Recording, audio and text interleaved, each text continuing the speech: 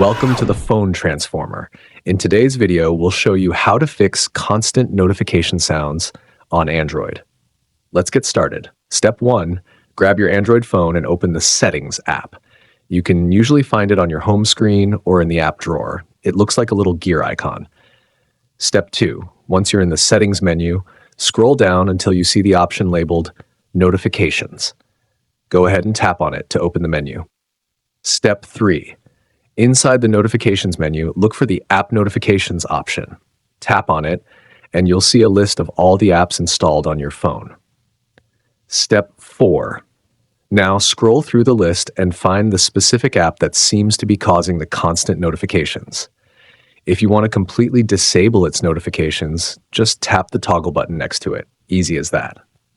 Step 5. If you still hear notification sounds, there's another way to fix this. Swipe down from the top of your screen to access the Quick Settings menu. Step 6. In the Quick Settings menu, scroll through and look for the Do Not Disturb option.